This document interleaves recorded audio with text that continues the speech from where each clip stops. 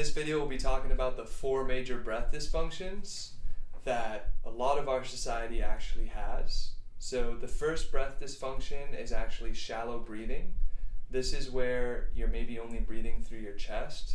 So maybe when you breathe, you notice your belly or your diaphragm are almost locked and you're only breathing through here.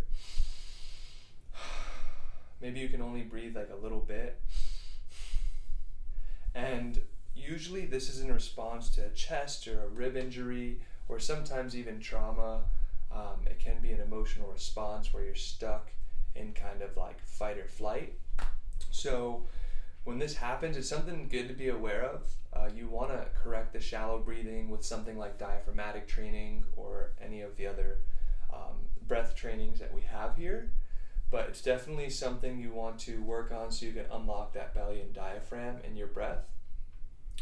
Number 2, this is going to actually be reverse breathing, otherwise known as paradoxical breathing. And normally when you inhale, you expand, and when you exhale, you contract. Now in this breath dysfunction, what happens is they inhale, and they contract, and they exhale, and they expand, being the reverse of how you're supposed to really do it. And this can cause a lot of mental fog. This can cause a lot of lack of clarity. It can really just kind of disrupt the nervous system and your daily life. So if you want to try what it feels like to have mental fog, if you breathe like this already, then it might not feel like that. You might just have that on a day-to-day basis. But if you want to feel what it's like, go ahead and take 10 breaths reverse. So like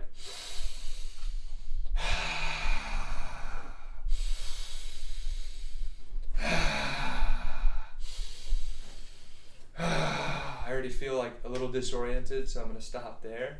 But basically, if you have any of these breath dysfunctions, definitely reach out to me so I can point you to the right breath works in the course to work on this specifically, or so we can get to a one-on-one session.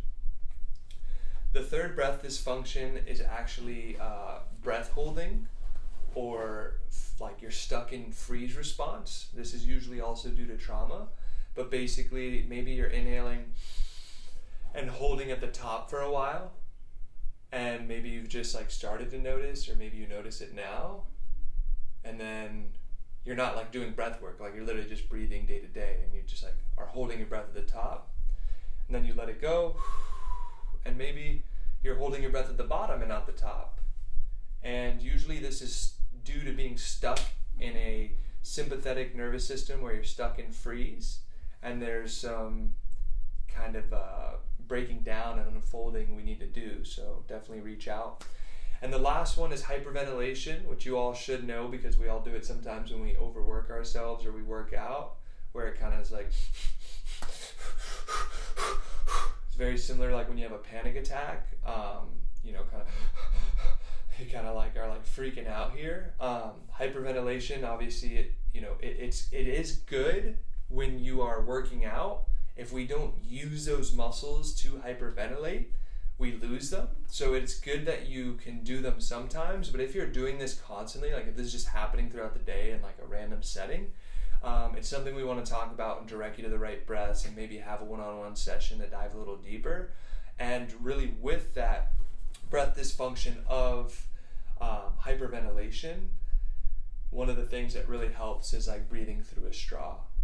So in through the nose and breathing out through a straw. Extending that exhale, which is great for hyperventilation. It's also great for panic attacks. And this is the 4 major breath dysfunctions. I hope this helps, and I hope that we can improve your health and your breath. Thank you.